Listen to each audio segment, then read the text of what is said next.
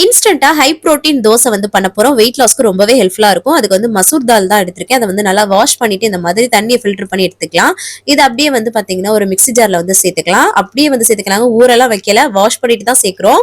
அதுல வந்து பூண்டு பற்கள், அதுக்கப்புறம் காரத்துக்கு ஏற்ப வரமிளகாய், அதுக்கப்புறம் 2 கேரட்ட வந்து இந்த மாரி சின்ன சின்னதா கட் பண்ணி சேர்த்திருக்கேன். இது அப்படியே நல்ல ஃபைன் பேஸ்ட் ஆகுற வரைக்கும் இந்த மாரி அரைச்சுக்கோங்க.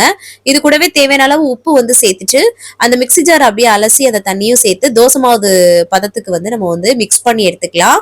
அவ்வளவுதான், ரொம்ப சிம்பிளான தோசை மிக்ஸ் ஹை புரோட்டீன் உள்ளது ரெடி ஆயிடுச்சு. இதை வந்து அப்படியே தோசை கல்லில் ஊற்றி எடுத்துக்கலாம். ரொம்ப சூப்பரா ஒட்டாம வந்து வருங்க. கண்டிப்பா ட்ரை பண்ணி பாருங்க.